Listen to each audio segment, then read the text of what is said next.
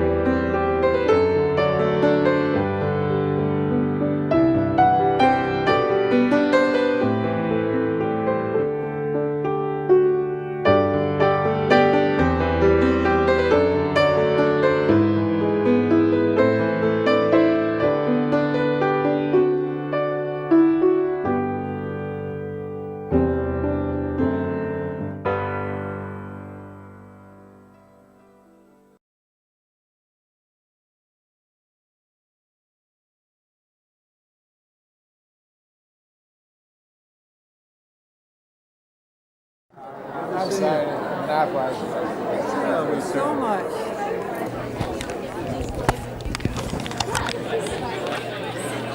Ladies and gentlemen, we'd like to welcome you to Drew University's annual Nell Morton Lecture. Nationally acclaimed writer Nancy Mairs will now read to us from recently published work.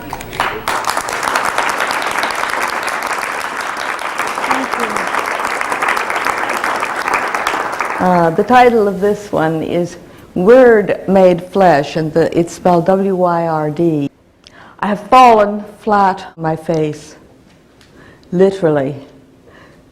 Multiple sclerosis serves to translate metaphor back into materiality, as I bear the scars to attest. This time, purple stains my swollen left eye and jaw. The crowns on my two front teeth are chipped. My lips puff out in a parody of a sexual pout. And inside the lower lip, 4 sutures hold together the raggedly bitten flesh. I flounder in a fog of painkillers, hating them but grateful for the periods of respite they afford. I've also fallen flat on my face figuratively. Yet another grant application turned down. No anodyne can dull the stab of despair this sort of rejection brings. Body and soul unite in one long moan.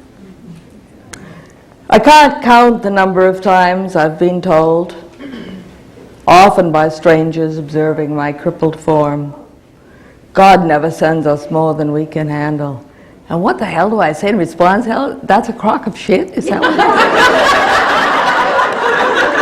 I believe it, but I can't believe that I said it to the world, which is the Unitarian Universalist magazine, but apparently I did. Just never can tell. I know they mean to comfort me for what they assume, quite wrongly, to be a wretched fate. So I grit my teeth and smile, but weakly. I despise pious cliches, not merely because they falsify experience. Most of us face, from time to time, more than we can handle, but because they distance and distort the holy. God doesn't send the events of our lives, for good or ill. What happens, happens. No force hurled me face down on the tiled floor. I left my wheelchair turned on and struck the joystick with my forearm, whipping around with such momentum that I pitched out. In future, I would be wise to attend to the little red button more closely. Nor did any intelligence poison the minds of a panel of judges against my work. If I persist in writing about a subject, disability, in a mode, personal, most people find unsettling, I must accept its limited appeal. And I have perhaps mistaken my own merits, or the judges have, but God surely has not. What happens, happens. The Anglo-Saxons had a word for this observation, wyrd, W-Y-R-D, which they used in ways that resemble our use of fate or divine will. Perhaps because my lineage can be traced to the speakers of that flinty tongue, I am drawn to the tone of resignation in the word, the sense, born perhaps of a severe climate, with a short growing season, when there were few remedies against exposure, starvation, and illness, that events simply occurred, unwilled, uncontrolled. This did not lead to defeatism. I am here to affirm that the race survived, but to a kind of immersion in and acquiescence to whatever life brought next. If there's anything the modern mind cannot bear, it's the suspicion that no one is in charge. Individuals want to control their own destinies, and they expect assistance in the venture from a variety of social institutions. If a smooth course gets disrupted, someone can always be found to blame. The negligent parent, the inept schoolteacher, the corrupt cop, the sleazy manufacturer, the greedy lawyer, the power-hungry politician. Most would not lump God in with this unsavory assembly, but in attributing life's accidents to Him, they make of God a similarly remote and even inimical other, just for the reassurance that somebody is in control. Better, I think, to embrace chaos, which has, physicists have discovered, its own weird elegance, and to admit that no one stands outside taking charge of the events that befall us in the comforting way the vestigial infant in each of us would like to think. God is the whole, the fall, the pain, the healing, the new fall. We are never left alone to face the tests the Almighty Examiner chooses to set for us. We, like the rest of creation, are in God, of God, and God is unfailingly present as whatever happens next.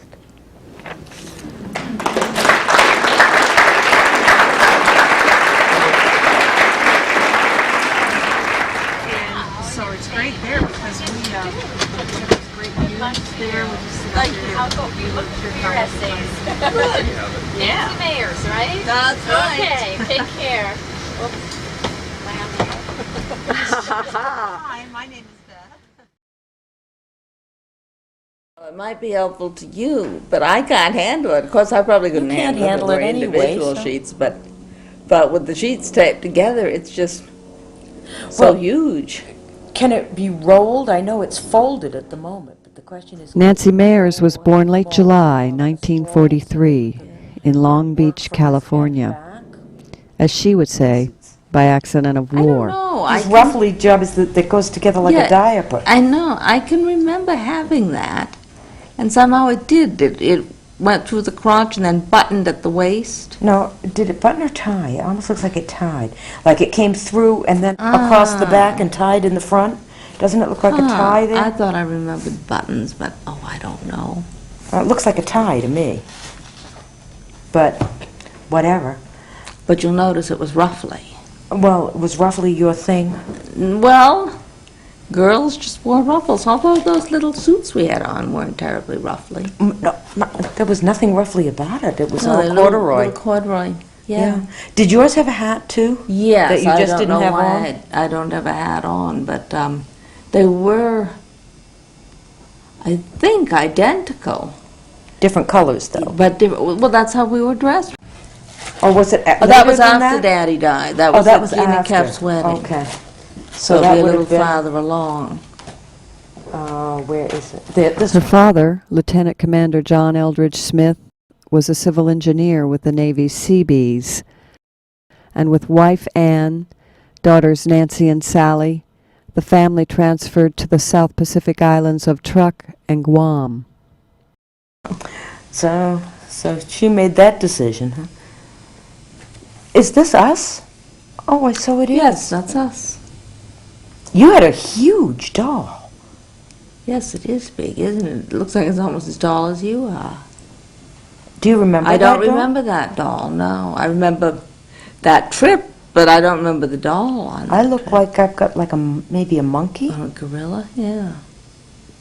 and I look so happy. The Smiths lived in a Quonset hut on Guam, where only days before Christmas, when Nancy was 4, John was killed in an auto accident. He was 28. Mairs writes in her memoir, Remembering the Bone House, that her father was beloved throughout his life and is burnished to perfection in death. This one. That one, and Yeah. I'm wearing yellow and Joe wearing pink, and that was always the way it was done. You wore pink or blue, and I wore yellow or green or lavender. How come? Because pink and blue looked best on you, and I could wear any color. Yeah, and you could wear the lavenders and the yellows that would have made me That's look what perfectly Mother said. awful. What Mother said. And she was buying the clothes, so. Nancy's mother Anne married 7 years after John's death. She had moved her family to Wenham, Massachusetts, where Nancy describes childhood as one rooted in surroundings that biased her being toward beauty. Anne met her banker husband, Nathan Cutler, and had 2 more children, Nathan and Barbara. Both were elected to civic office. Nathan became treasurer and Anne the town tax collector. The Cutlers retired to southern Arizona and enjoyed active lives until their deaths in the late 1990s. Nancy viewed her mother as her model of strength, and she writes in a recent essay, "Nothing short of my own death can eradicate my mother from my every cell."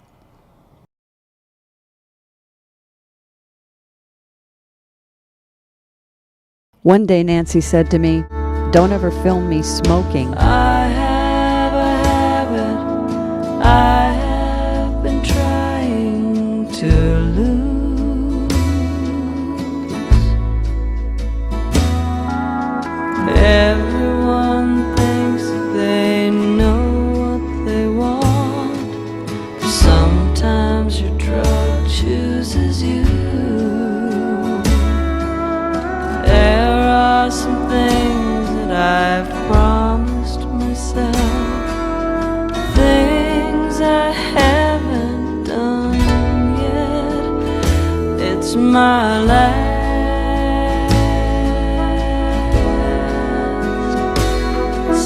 cigarette. This is my last.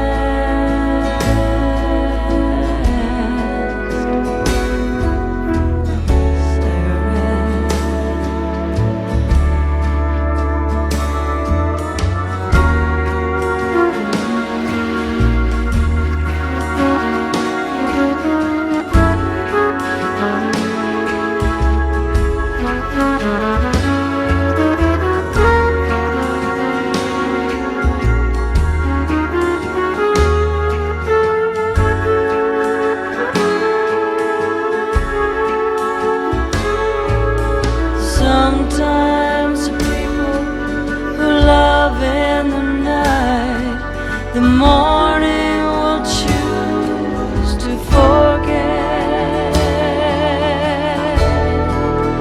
This is my last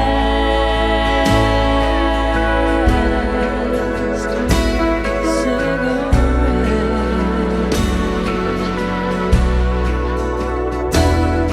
my last.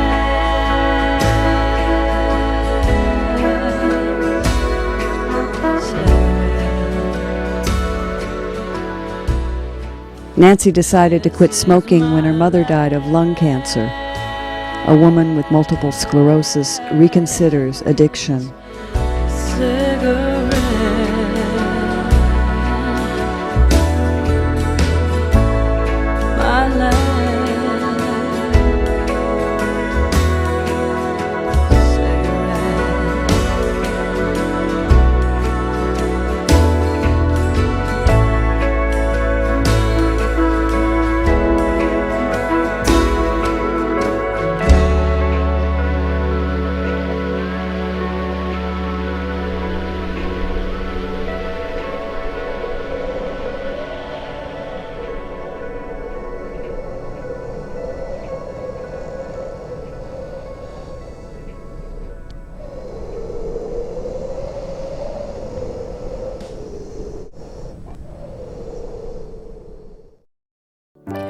Nancy's northeastern accent was formed at Exeter Day School in New Hampshire, and from her growing up in Wenham, Massachusetts.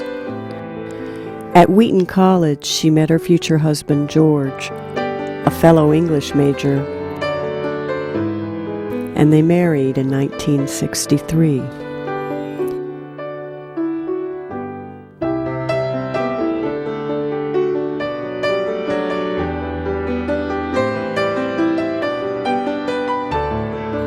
Two years after daughter Anne was born, Nancy was hospitalized for severe depression anxiety and treated with electroshock therapy.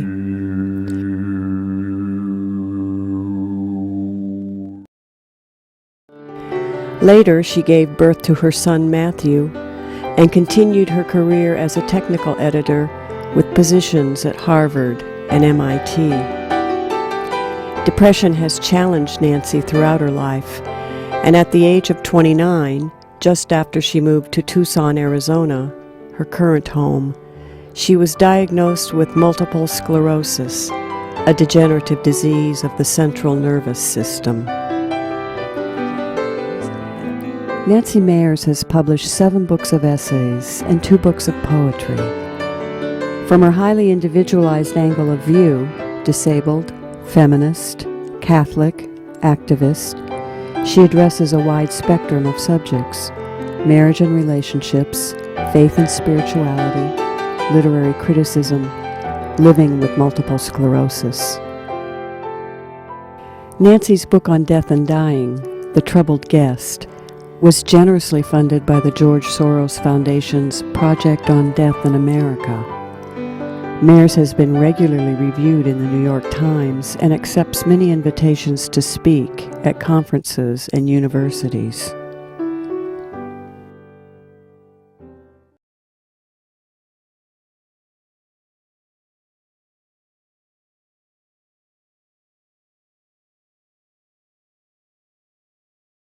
Of the predicaments you get into, either physically or just in other things that you're doing, you approach them with so much humor.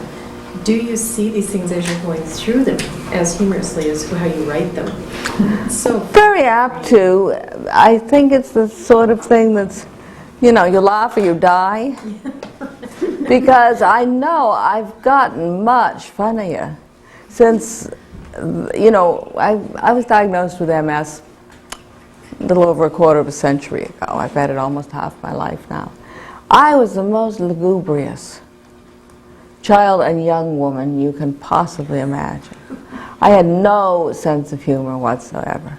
Everything was serious. Everything was tragic. And getting crippled just made me funnier. I guess, as I say, it's a way of gaining perspective on something going on that seems catastrophic, and yet, how can you say it's catastrophic after all? I just told you I've been at this for about 27 years, and here I am, and a lot of things, both good and bad, have happened in that 27 years. So obviously, it's not the end of the world, I would have said that it was when I was first diagnosed. Everybody would say that. But as you live along, you find that it isn't, and you also find that there are all kinds of very funny things that happen.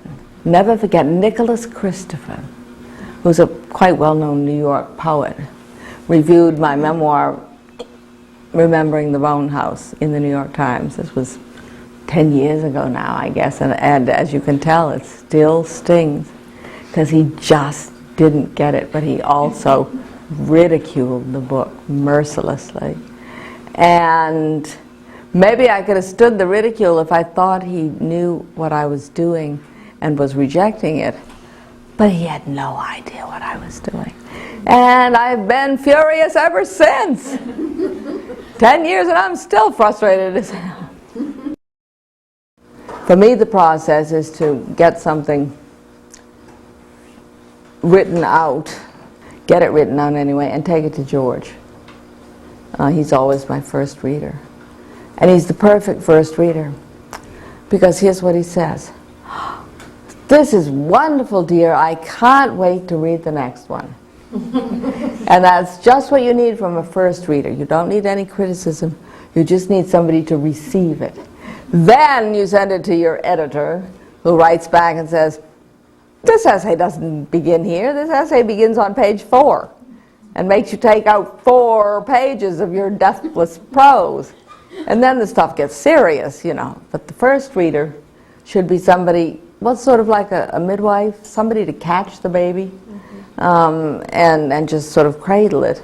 Then later, you can do the APGARs, and eventually you're going to send it to first grade and all those things. But at first you just need somebody nurturing to receive it. So when George was so dreadfully ill and I thought he was going to die, I was panic-stricken, professionally speaking, because I was losing my first reader. I didn't know who would function that way for me. It's a very intimate kind of experience. Well, there's George. And George, after I'd married him, before I'd married him, he was capable of getting me going enough to write. But afterwards, he was just George. I mean, everything was okay. And so I didn't write. And eventually I started screwing up my life again in various ways. And then I could write some more. I had, and particularly good for the writing, was to have affairs. Particularly bad for the marriage, by the way. It's a very bad idea, but it was a thing that I realize now, looking back, I kind of used to wake myself up, as though I felt emotionally deadened, or that I'd fallen asleep because I was content and safe, and I had to get myself back into some sort of uncomfortable situation in order to write. Well, I tend to be very outspoken. Shall we put it that way? Is that too euphemistic? I think that where we get into danger and trouble is usually over secrets, over the things we don't talk about, rather than the things that we do. And so I am very apt to write about things. I have, for instance, that essay on infidelity. And the first time I read it was at a writers' conference at New Mexico State University. And there happened to be, at the same time as the writers' conference, an elder hostel going on. And I go into the room, which I'm figuring is a college classroom, right? There are all these old people in there. There was an audience of about 60 people, some of them rather elderly. And in my possession, and the only thing in my possession, is an essay on infidelity. And the issues surrounding infidelity came up in front of this group. And I think, oh my God, what have I done? So I start the reading out by saying, some of this is kind of direct stuff, and if you find yourself unable to sit through and listen to it, that's okay. Please just leave. And she read some of her essay from Ordinary Time that discusses her response to my infidelity. Well, nobody laughed. And of course, what it is that we don't usually credit old people for being as savvy as most old people are. But it was an audience problem, you know. It was one of those things where I was reading an essay that I had not written for this audience, and it worked. In fact,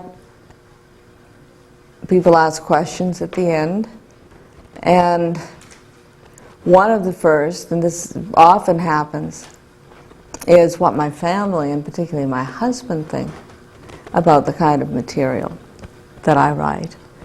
Here, Grace, the essay I'm referring to, is about George's confessing to an infidelity of his. And so somebody raised that question, one of the first questions, how does your husband feel about this?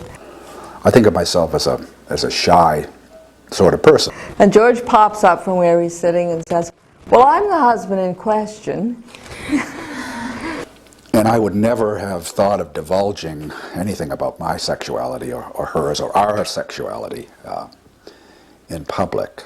And he went on and told them how he felt. It was just a wonderful moment. I was just mortified. I love having him there when something like that happens. Believe me, I would just as soon forget. And have him able to speak for himself. But the sense that it also is a community kind of process has made it very, very valuable. And I don't mind a bit now being confronted in public with any of the issues that Nancy has raised. So I've gone from humiliation to it's okay and it's valuable. And that's been many years, of course. Because when he appears in my essays, I'm speaking from my point of view. I can't speak from his. And it's great when he's willing to represent himself. Leaning over, following your dog view with open arms, smiling. All of Good those dog. What are some Good things that you absolutely dog. don't want to do? I'm about 18 months old, and I'm training him as a service dog. I'm in Top Dog, Bentley, and quiet. it's great. I'm really enjoying it. He's very bright, so it's rewarding to train him, because if you teach him something, he learns it. Sometimes he's a little scary smart. Like one night I took his dinner out to him, and he took one look at it and threw up. I said to George, the dog just threw up on the porch. So George went out to clean it up. He comes back in, he says, do you know what that was? I said, no. He says, candy wrappers. Bentley has a passion for sweets, and he had lifted a bag of hard candy that George had brought home and eaten it, and then he had to throw up all the wrappers. But now he mumbles the candy until the wrapper comes off, and then he eats it. And you sort of wonder if you want a dog quite that smart, you know? So this Bentley, this lucky pup, he's our Corgi cross. What a good dog, yes. Let's go. Like, no bark. Come on, come on.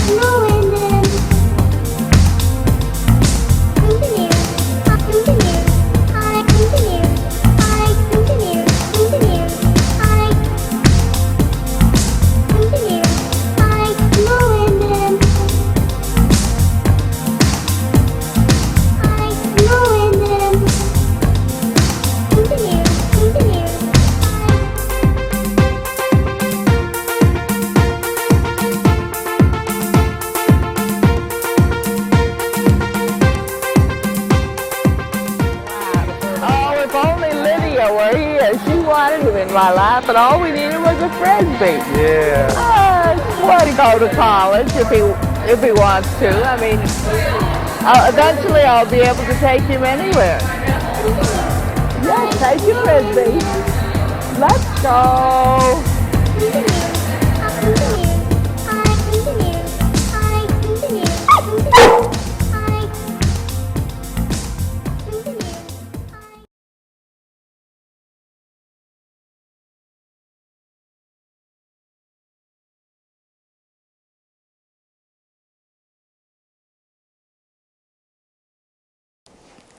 I remember I was sitting there gazing at him when his father came past me one day and said, were you like this with Anne and Matthew, my daughter and son?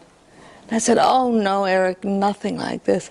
Then I was worried all the time. You know, I was anxious about them and all the responsibilities I had. And now that belongs to you, and I can just sit here and feel this pure joy, you know. I think that's probably what grandparents are for, to give children the idea that they aren't just a burden, because no matter how loving the parents are, I think children, I know Anne thinks that, you know, she caused us lots of worry, which she didn't. And Matthew thinks he caused us lots of worry, which he did, so. But we managed to rear him with a 10-inch mohawk, spray-painted red and yellow, and chains and padlocks and razor blades and all that. Now he comes over in his Volvo station wagon and gets out of the car in his shirt and tie, and I say, who's that? But it's Matthew, so. But grandparents can just appreciate children, admire them, give them all the positive reinforcement. And that's nice, because parents don't, you may think your parents like the roles of big meanie, but they don't. And grandparents don't have to play it, they can just adore.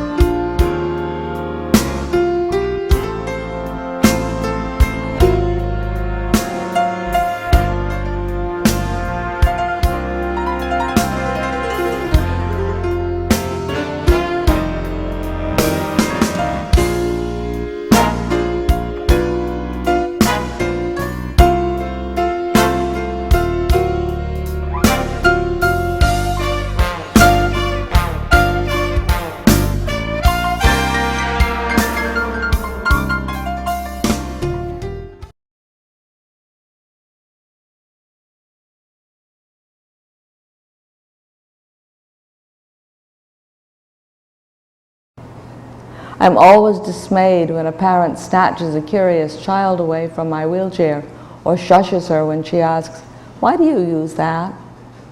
I see in the making yet another adult who will, in the name of politeness, pretend there is nothing the matter with me, while simultaneously, but surreptitiously, regarding me as an escapee from the X-Files.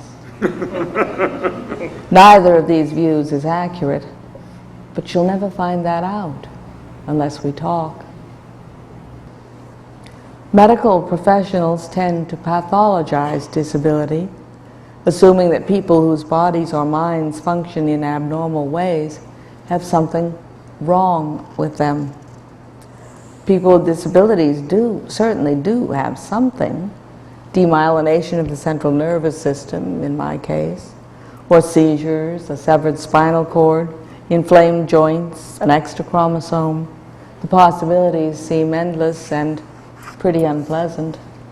But the wrongness of that something depends on one's point of view.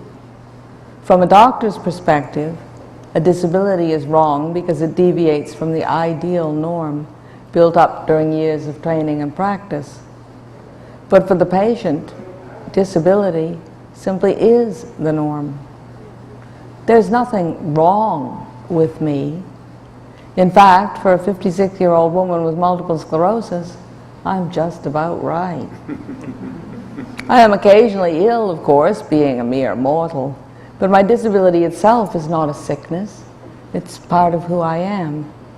And I'm far more likely to thrive if you don't regard me as sick at my very core. The tendency for doctor and patient to slip into parent-child relationship is exacerbated in the case of people with disabilities by the fact that they are usually, in some way, genuinely helpless. In my case, for instance, I can no longer walk or even crawl. I must be dressed and undressed.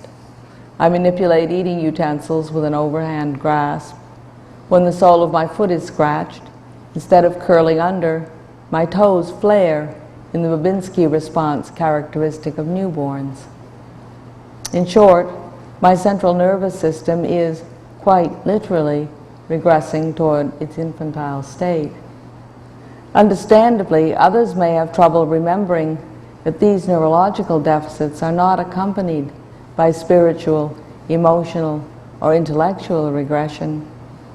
Even if they were, as they appear to be in Alzheimer's, for example, the end product would not be an infant, but an adult, damaged to be sure, but fully mature.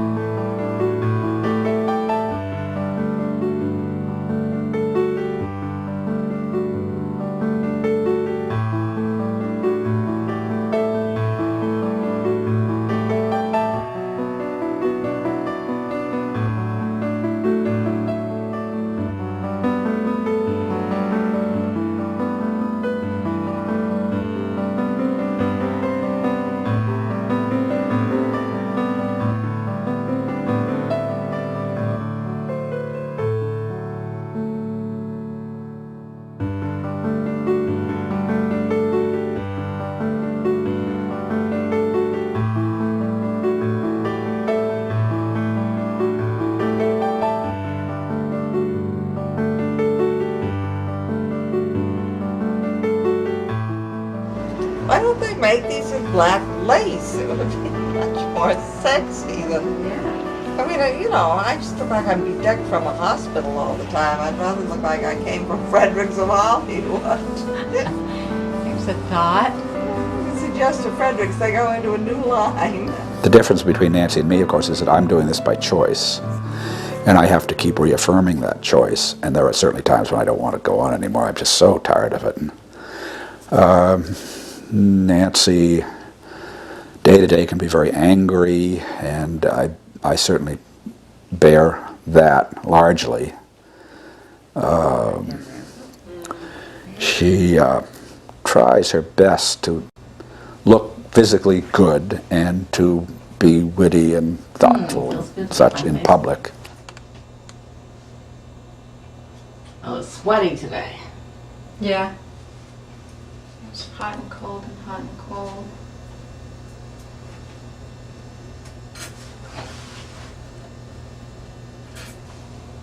It's a mess. And sometimes in doing that, she's pretty much drained when we get home, and then I get the bullshit.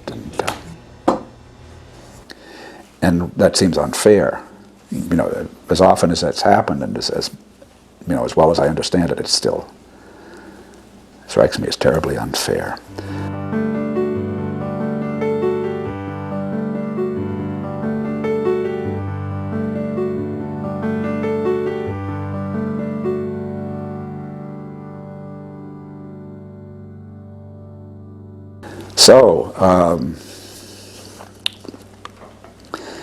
All I can say is that I'm committed to seeing it through, and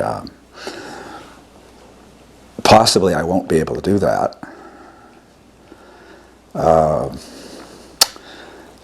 What might, in your imagination, be the turning point where you would say, I can't do this anymore? Yeah. I don't think I can really answer that, because we just don't know. I couldn't imagine 5 years ago that we would be where we are now, that Nancy would be so debilitated. And when she's flat on her back, which seems inevitable,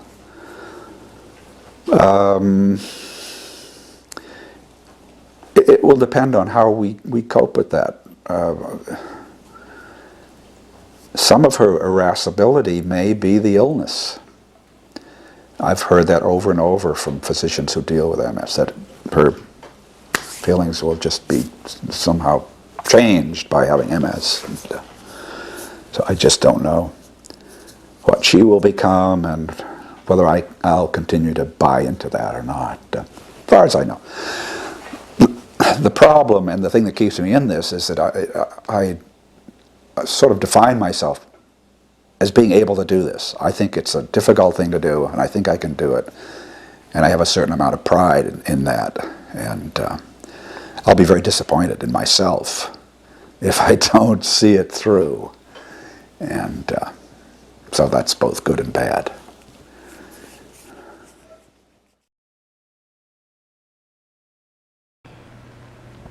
The last year or so, I've gotten much worse. My left side didn't work at all, but I still had some use of my right hand, and I did everything with my right hand and arm, and those have gone now, and my right leg. And so I have moved into the realm of quadriplegia. And I don't know how to be a quadriplegic, is what it comes down to. Oh my God, I never imagined that it was going to be like this. I just never imagined that it was going to be like this.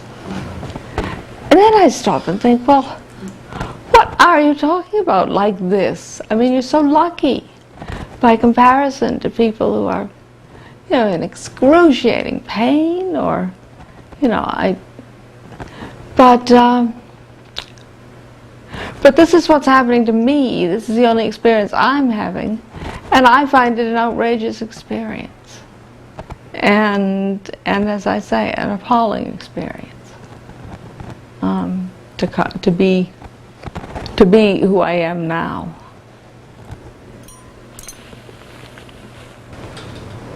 Well, I don't want to be a quadriplegic, and so I have found myself wishing very strongly that I would die. Thinking before I go to sleep at night that I hope I don't wake up in the morning. Waking up in the morning and thinking, oh no, I've waked up again. So I talk a lot about wishing that I would die, particularly with George. And he says, I wish you would write about this. You have things to say to people about this. I wish you would write about this. And I just look at him blankly.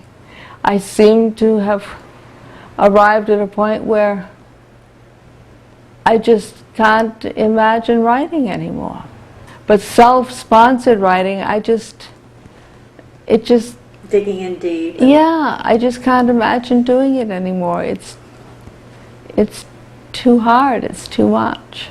This is a radical change. This is a radical change. I, who always put every experience into writing, who made the experience bearable by putting it into writing. This is an experience so unbearable that I can't get it into writing. And that's distressing to me because it's, to me, a sign of a kind of end. I don't know what end exactly I'm talking about. I would like to die. My neurologist says that she doesn't think I'm very close to dying, that I can go on for a long time. And I find myself wondering what the hell I'm going to do with myself for all that long time. Why don't you get a wheelchair, Jay? I asked, so you'd have some energy left for important things, like your wife and children, I thought, who must be reaping small joy from your prone and suffering form. You'll see me dead first, he replied. I was startled and a little amused. This man had just looked straight at me and said, in so many words, that I'd be better off dead than tooling around campus in my little black power chair. Some days I might well agree with him, but this didn't happen to be one of them. I felt a frisson of fear for him. You sound awfully depressed, I said. Have you tried any medication? I can handle my life without relying on pills. Maybe so, I replied, but without antidepressants I wouldn't be alive today. This statement always sounds overblown to me, but it happens to be true. Because I am a clinical depressive with suicidal tendencies, I have tried to kill myself more than once, but not in the 19 years since I began taking mood-elevating drugs.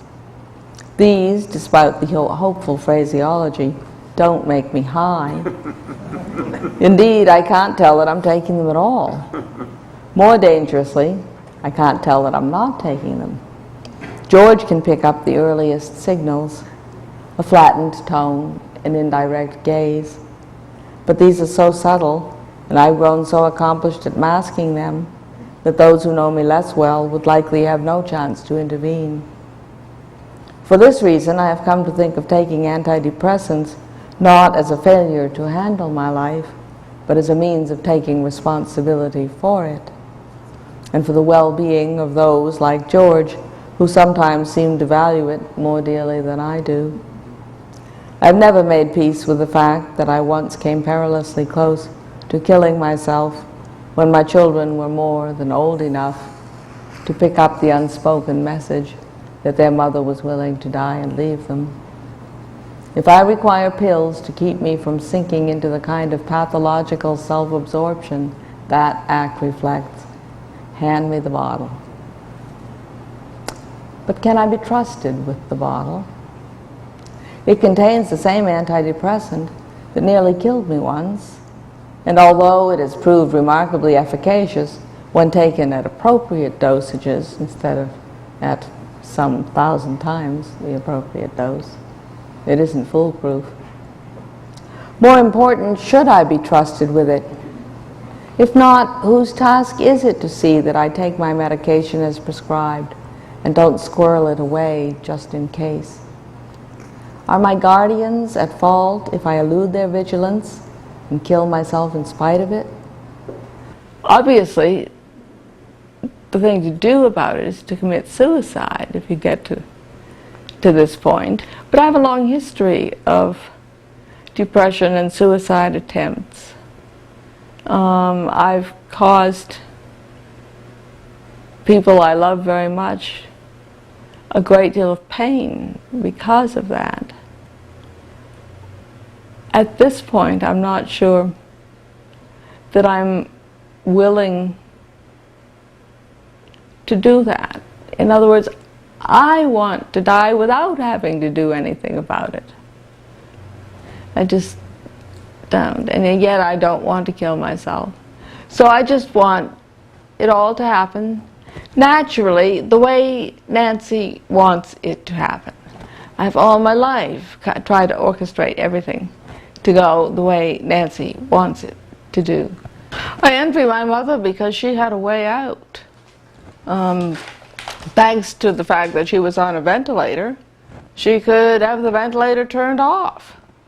And there's nothing about me that can be turned off. And I'd like to be turned off.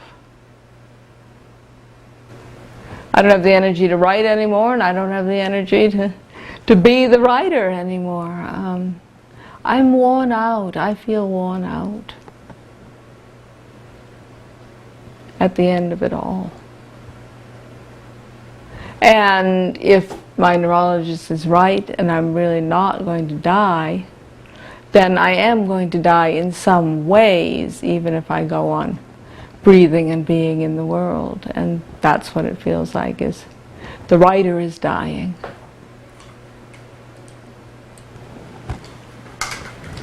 I guess that hand signal didn't make sense.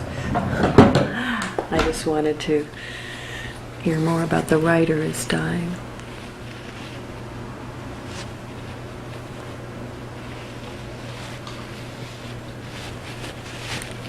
Beautiful.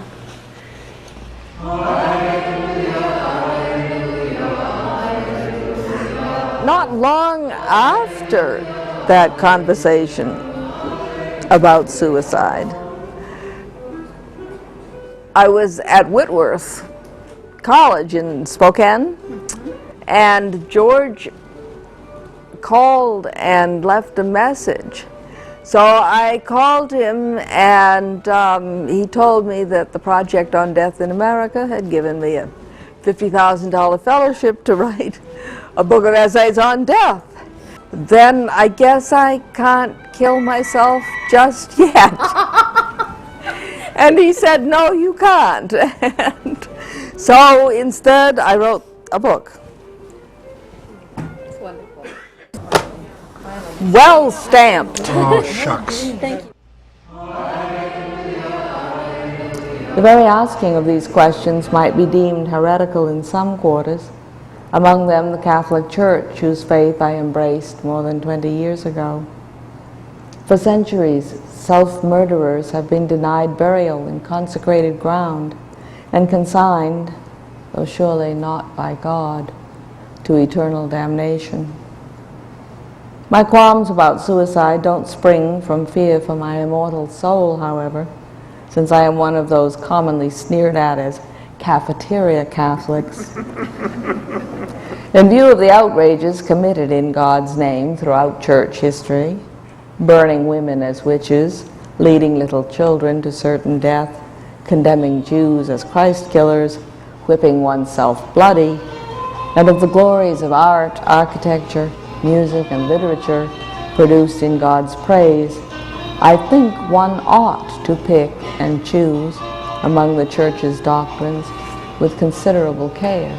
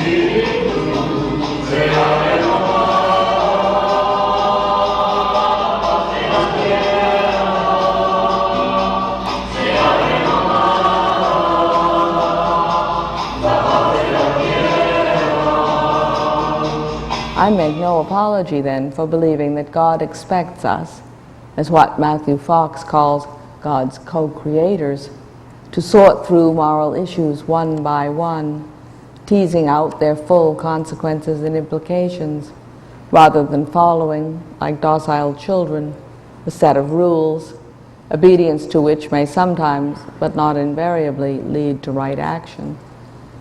As attested by incidents like the shootings of doctors who perform abortions, adherence to a moral absolute can lead just as easily to atrocity.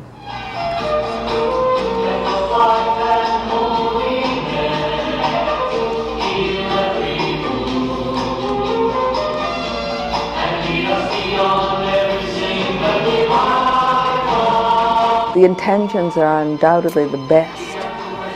That is, people really don't want to be cruel or callous or what have you. And I don't think that they should be expected to know everything about how they ought to treat people with disabilities, which is part of the reason that I wrote Waist High in the World, because I thought maybe I could give them some tips.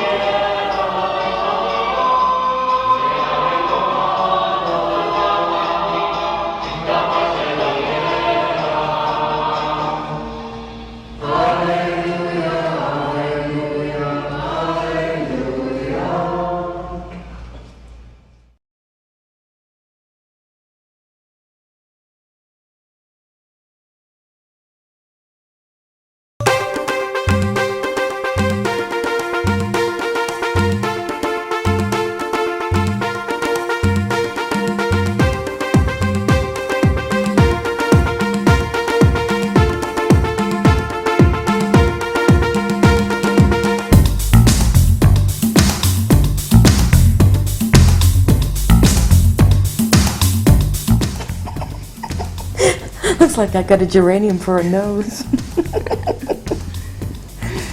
Now those dresses I think were just alike. I don't think they were different colors. But those weren't the cupcake dresses, were they? No. No, the cupcake dresses weren't dressy enough to go to church, I don't think. They were just Or cotton. maybe go to church in the summer, but not go to church in the winter. And this was And what, Children's Children's Sunday? Sunday is what, June? June.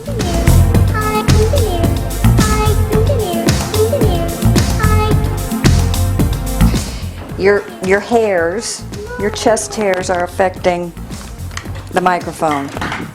All that manliness. Yeah.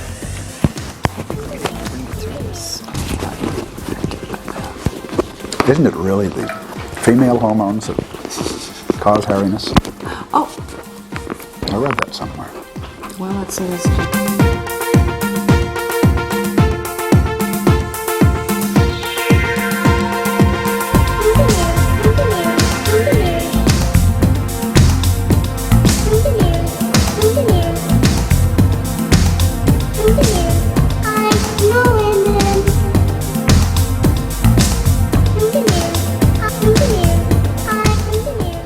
Thank you. Enough cleaning already.